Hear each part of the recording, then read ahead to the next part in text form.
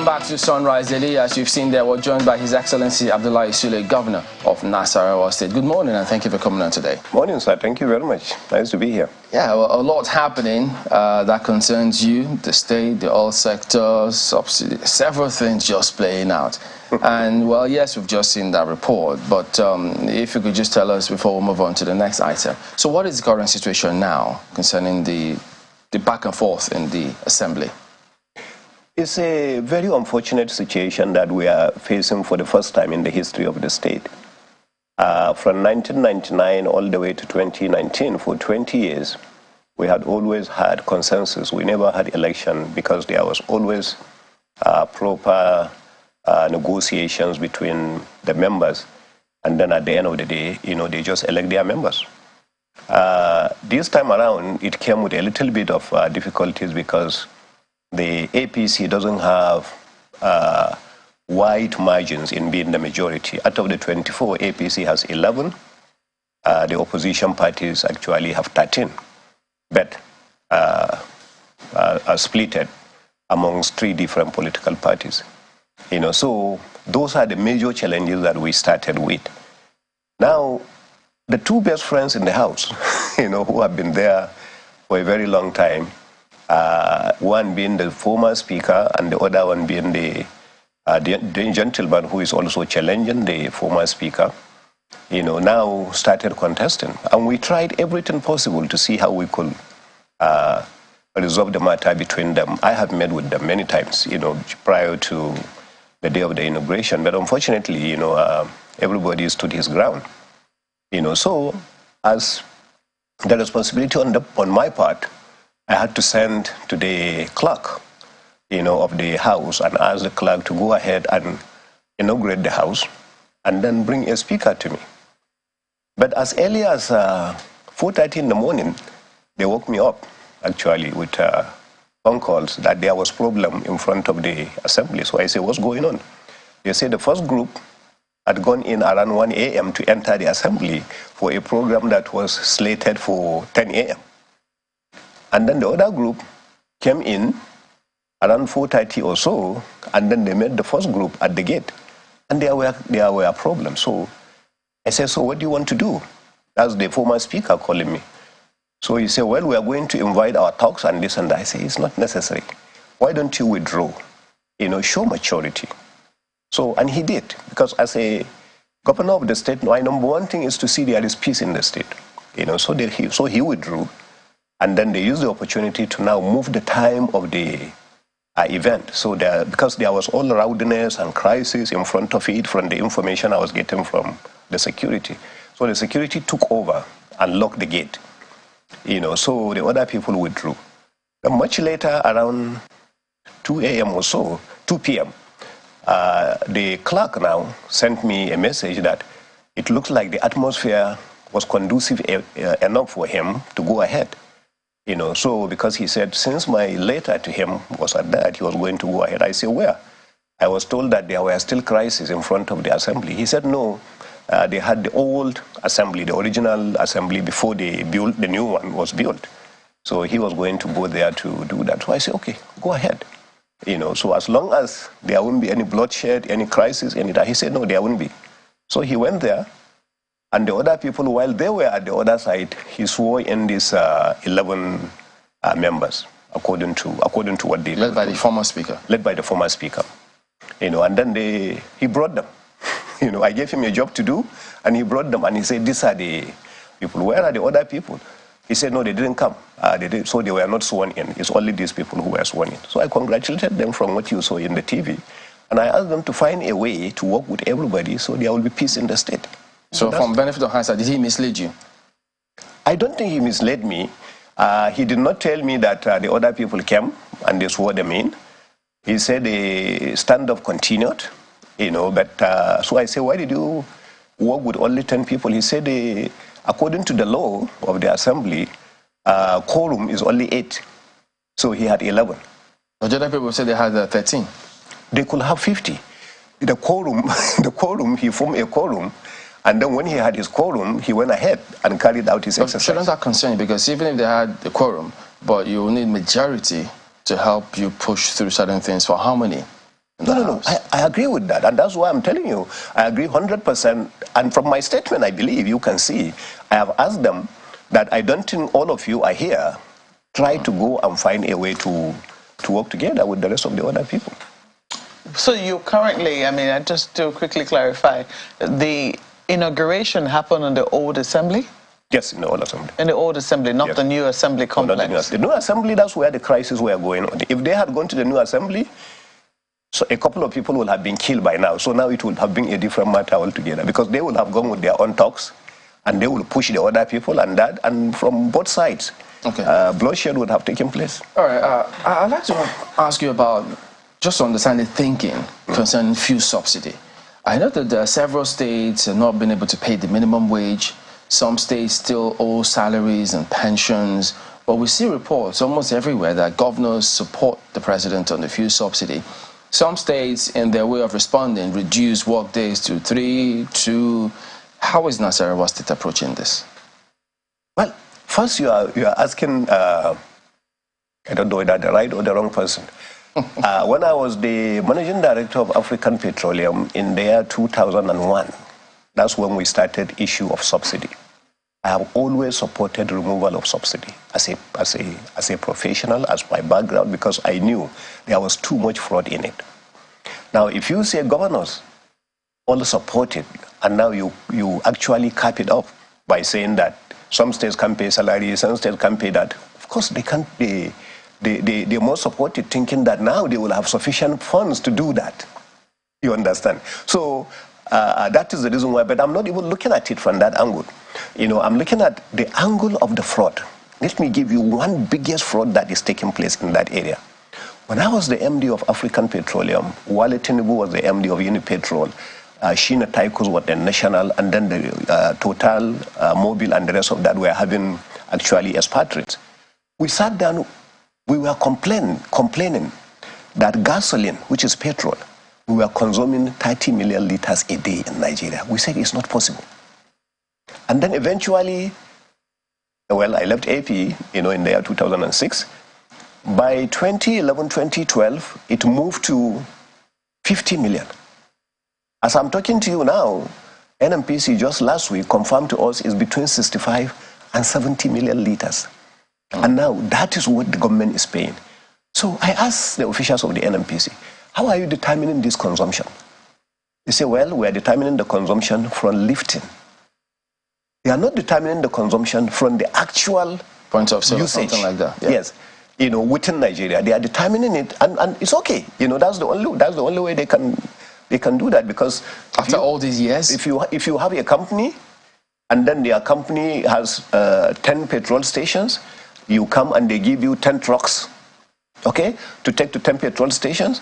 If you take only 5 and take the remaining 5 out of the country, they have no way of confirming this. So this is the situation NMPC has. So that is the reason why, to me, I believe we have been the ones, and now it's confirmed, we have been the ones providing the subsidy for most of these other countries around us. And that is the reason why their prices were always a little bit higher than us. So that is so one area. At the time you thought this can't be possible that we're consuming this amount of petrol. Mm-hmm. What was your thinking, your thought in terms of how much we actually consumed at the time? At the time, we were thinking that the maximum will be about 75%. But this was when we were somewhere around 30 million liters a day. Because remember, this deregulation started around 2003. We started that by saying, you know what, jet fuel, the airline can afford to regulate that. If not every product, jet fuel, kerosene, diesel, gasoline, everything was being subsidized in Nigeria. So we started this around 2003 and say, remove jet fuel. And then we did that. It passed. Oh, okay. Remove kerosene. I remember President Obasanjo said, no, kerosene is for the poor people. I don't agree with kerosene. So we left kerosene. Eventually, remove diesel. Diesel is rich people who are using it in their generators, people like you, always having big generators that are used. So they say, okay, go ahead with that. And then, so that's what happened. So 3 products had been subsidized, had been deregulated long time ago. So it is this gasoline, So all these trillions of naira that we are subsidizing every year that you are hearing is only on gasoline. You know, even though now I'm thinking about it, I mean, the regulation and a template, we knew eventually at some point, considering how long the conversation had gone on for, that, you know, subsidy on petrol will eventually have to go. And the fact that it was already moving on certain other areas. The question was whether or not we really thought about a long-term plan to really, you know, take it out in such a way that the Nigerian people will not feel it.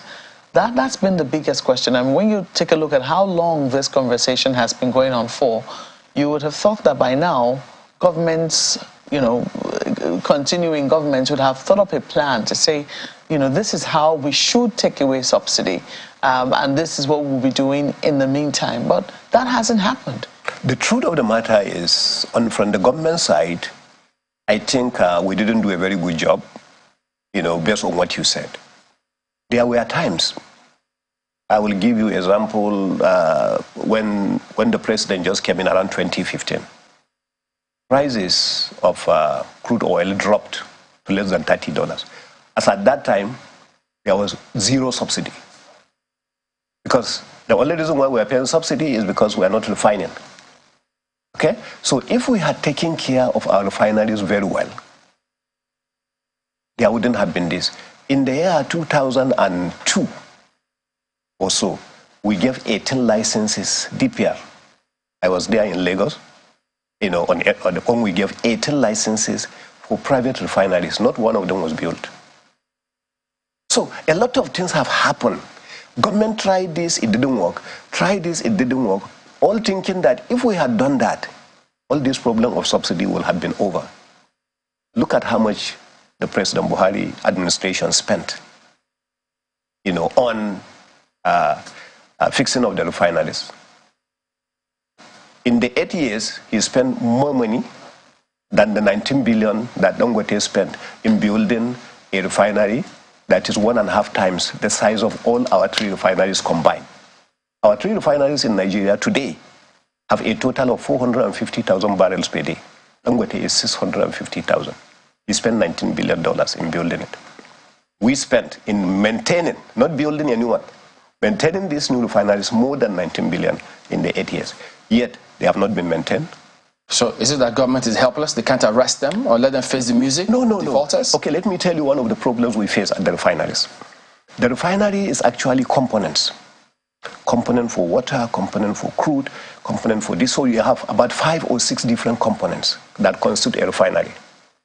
The moment the government says we are going to spend $2 billion this year on a refinery. So what the government does, the $2 billion are spent. So as far as President is concerned, we have given the $2 billion. Now, when it goes to the 4 refineries, or the 3 refineries, three effective refineries that we have in Port Harcourt, Wari, and Kaduna, then they say, okay, you now take 700 million, you now take 800 million, you now take that. By the time they take that, it goes to fix maybe, you know, only 1 component out of the 4 components that are all bad. So 0 work is done. These are the true realities of what is happening. And that's why none of the refineries is working. So the ideal thing will have been, take those 2 billion, forget Kaduna, forget Port Harcourt, fix Wari this year. So you finish that. Next one, you just take the remaining 3-4 billion, go and fix this one. You know, so these are truly the problem. So we have not really managed these things well. This is just. As some people will say, it's not exactly rocket science. Yeah. Well, at least the Port Harcourt refinery, we understand, is being. They're focusing on it and they're fixing it. Now, how far they've gone is another kettle of fish. But, you know, also the thinking around diesel. We saw what happened to industries last year. The fact that diesel prices went from as much as 300 naira to, I think, about 800 naira or so. A triple jump somewhat for quite a number. And for a number of businesses in a country where electricity is not stable, where it is still a major problem, and a lot of businesses, employers of labor, depend on diesel. Would you say that it was really very wise for us to have deregulated completely without offering especially employers of labor. I mean, people, private homes, of course, if you're rich enough to afford a diesel generator, I'm sure whatever alternatives, they can figure it out themselves. But for employers of labor, and looking at the fact that we wanted to be able to make a dent in the labor market, we know how unemployment has risen. Shouldn't there have been other considerations or a way to target them to ensure that their energy costs came down? Well, you see, I happen to be from both ends. I tell you, when I was MD of AP, we were the ones selling diesel. By the time it was the regulated price went up, all the small industries in Kano went dead. And that's why most of those industries in Kano, in Kaduna are not working. Because I was the one selling diesel to most of these companies. So that I know. Now I went back to Dangote 2007 as an MD. And then the prices were so high. I was now a user, not a seller. So I was now the consumer. So we had to start thinking outside the box. We had 5 boilers, 2 100-ton, 2 80-ton, and 1 40-ton. So we say, you know what? This company will die if we continue this way. So we converted our boilers to start using gas. And so the West African gas pipeline that we had to tap it. In fact, GasLink is the company that now tap it, at Shagamu and brought it into Lagos. And we are the last users. And Dangote Sugar at the time was the biggest consumer of this gas. So by that, we drop our prices, our consumption cost, down to maybe about 40% of what it will have been. So in the wisdom of government, that's why you hear AKK line. That's where you hear all these other lines. That's where you are having all these 330 lines, that we are generating power from. So government always has the vision to do this. But in most cases, you will come into some hitch because some other people who don't share the same vision, will become a stumbling block. I hope AKK line will pick up. If it picks up, most of these industries in Kaduna and Kano and Zaria and Co., they will all come back to life. Right now, they can't afford. That's why they just shut down. So that's what I'm looking at. The fact that, as a result of them shutting down, people lost jobs. Livelihoods were lost as a result of those businesses shutting down. So the fact that a sector was deregulated, there were certainly effects. There were shocks that were felt in that sector. Not everybody is a Dangote, but not everybody could have said, let us convert our boilers to use gas. A lot of people converted. Yes, I mean, I happen to know people who work in the gas industry, whose companies supply gas to these companies. But I also know that a number of big businesses, well, maybe not so big, but at least maybe medium businesses, like your own size, yes, will be, who felt the pinch. They felt the pinch when that sector was deregulated, and they also felt the pinch when diesel prices jumped as a result of the war between Russia and Ukraine. So just wondering, do you think that government, I mean, right now you're wearing you've told us about when you were selling the products and when you also had to be a consumer yourself. Now you're wearing a different hat. You're wearing the hat that has to solve problems. Looking at what it is, I mean, the problems that are on the ground right now, and fashioning out a holistic solution. Where do you think that we need to be focusing on right now? Yes, diesel has been deregulated, but it doesn't mean that industries haven't felt the pinch as a result of rising energy costs. Well, a couple of things are taking place at the same time. One, we just commissioned the 650,000 barrels per day Dangote Refinery is going to start production. That automatically is going to cut down prices, no doubt. Because the reason why we're having these prices, we pay for insurance, for freight, for everything, taking the crude oil out of Nigeria. We pay for the same insurance, freight, and everything, bringing the finished product into Nigeria. So even if it is that cost that you are cutting off, and the port charges also, then you know that what is produced in Nigeria is going to be produced at a lower cost. So that is one area. So we are going to do that. Now, the other aspect of it is the moment we realize government is not going to say we are not going to do anything anymore. And I don't think that's what the president is saying. What the president is just saying is we don't have the money. No, the state doesn't have the money to be paying 4 trillion a year, to be subsidizing some product for other countries to use. So it took a lot of courage, actually, for the president, and I commend him for having the guts coming for the first time to say, I'm taking that decision. So, and right now he set up a committee that is looking at, so what can we do to the people? Even the government is taking 1 trillion out of the 4 trillion that we are spending to say that, okay, this 1 trillion is going to go back either to some of those small industries you are talking about, or to the generality of the people, or to something, and then so it will at least reduce the suffering of the people. All right, just a minute. Since you were in that industry and you're still in touch with your colleagues there, why do we have some pricings within the industry in the country here charging in dollars? I heard that either the masses, the ports, they all charge some of this cost in dollars, and they say, marketers say this is hugely affecting them. Why can't it be in Naira? Well, it's a 5 years ago, I will side with you to say a different thing than that I will say today. Because I was one of those complaining about this. I say, why do we have to pay Nimasa in dollars? Why do we have to pay MPA in dollars? Why do we have to pay? Because each time we imported our raw sugar, we paid this in dollars. And I say, why don't we even pay the equivalent of dollars, in this? So we had always, I was on the different side of that. So now, while in government, I came to realize most of their own expenses also are in dollars. You see, they have their own consultants, they have their own charges. This is an international business. It's not a business restricted to Nigeria. So, and I think one of the problems they are concerned about is actually the FX risk. If they take Naira and the FX actually changes like the way it does in Nigeria, so they may not be able, to cover for their charges. They are in a better position to defend themselves on this, but I'm only telling you the explanation that I received, because each time that I confronted them with this. Because when I was the one paying, as I don't go to sugar, I was always complaining, why do we have to do that? Why do we, so, and I got some of this explanation from them. All right, let's go to Lagos. Yes, thank you, Chamberlain. Good morning, Your Excellency. Since we're still on the petrol subsidy matter, I wonder if you're following activities, with Nigeria's neighbors, where we have, according to reports, motorcyclists are protesting the removal of fuel subsidy in Nigeria. And, the story is not far-fetched because of how illicit petrol from Nigeria is thriving in that part, of our neighbors, Cameroon, Niger Republic, and even Benin Republic.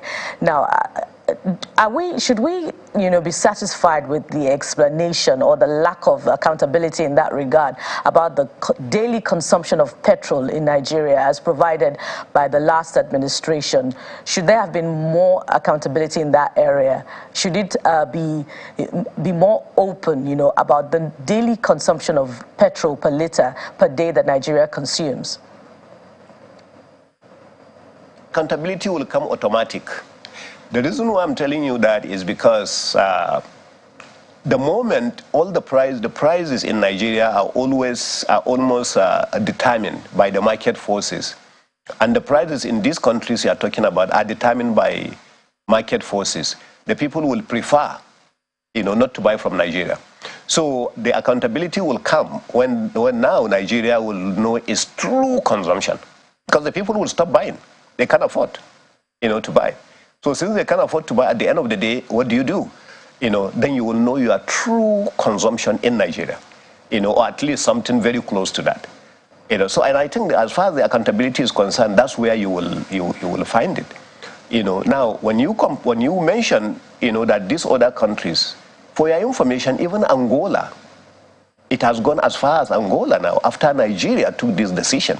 Nigeria being the biggest producer, followed by Angola. Angola now has taken the decision also, to remove, because they were in pain also going through this subsidy matter, because they know that people will now go back to Angola, to start buying, to come all the way to Central Africa, because most of these landlocked countries that are also importing are relying on some of the major producers, like Nigeria. Nigerian product goes as far as Southern Sudan, from here.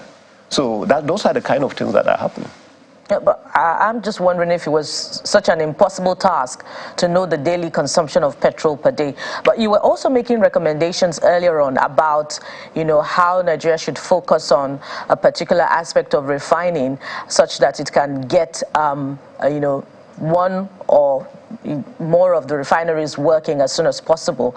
But then again, where we have a country far smaller than Nigeria, for instance, Cameroon, refining its own petrol, the question is it, rocket science to get at least one of our refineries working, considering the amount of, millions of dollars that Nigeria has expended on turnaround maintenance, and nothing has been turned around over the years?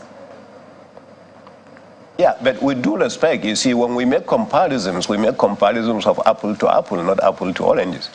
How much is the consumption? How much is the capacity of this small refinery we are talking about in Cameroon?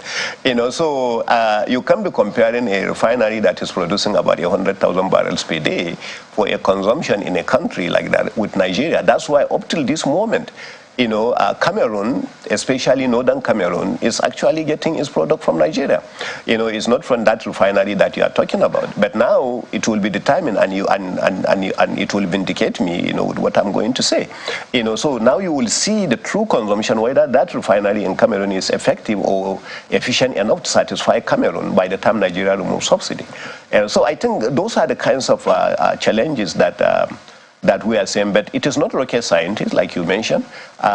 It's the nature of our country. If you say, I'm going to fix today, you say we have $3 billion in the budget. We are going to take it and put it in Kaduna.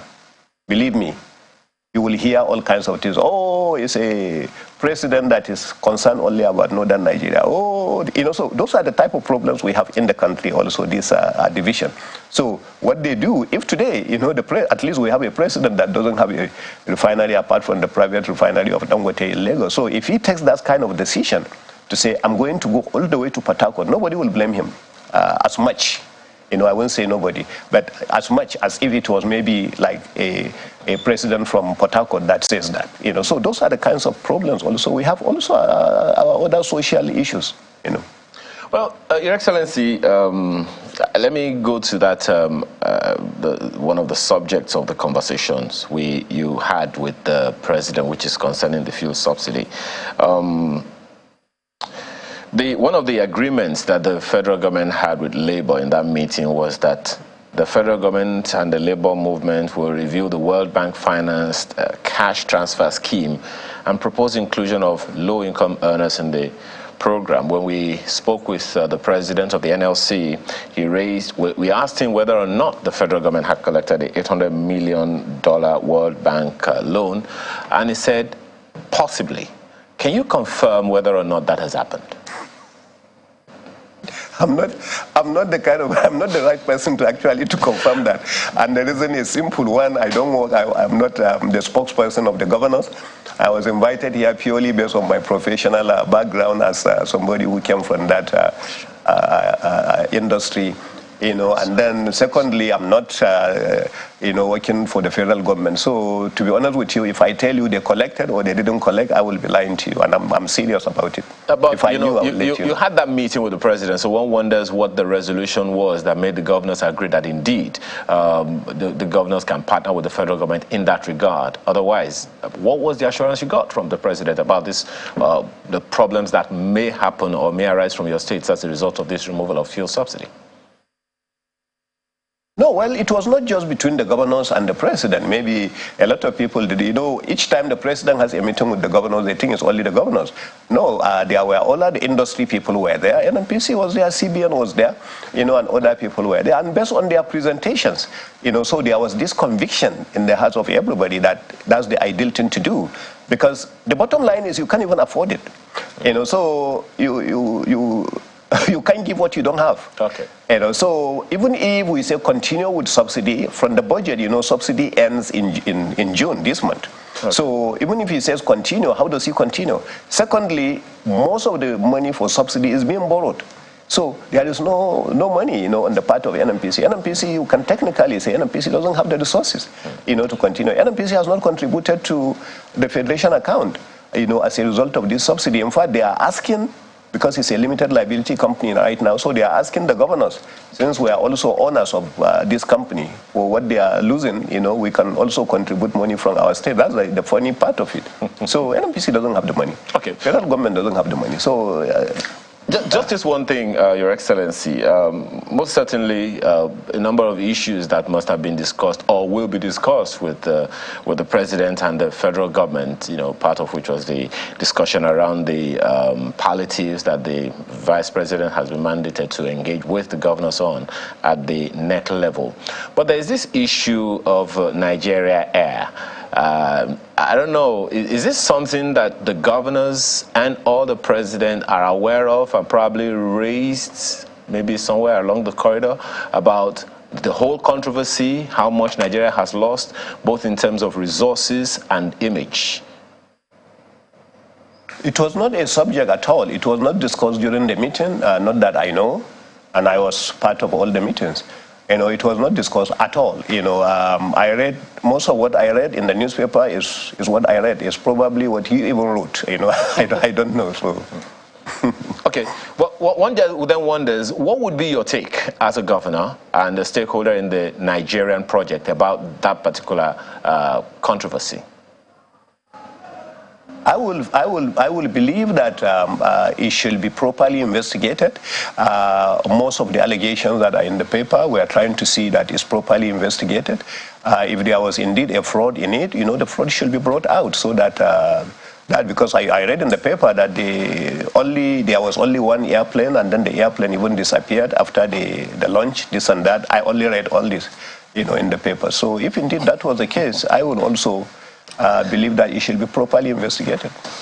All right, Your Excellency, we thank you for coming on, but palliatives. Nigerians want to know, what will the government do? Because right now, not a lot of people can buy this fuel, these petroleum products, as we speak. So we'll hope that there will be solutions sooner rather than later. Thank you for coming on, Abdullahi Sule, Governor of Nasarawa State, and all the best to you and your team. Thank you, sir. Really appreciate it. Thank you.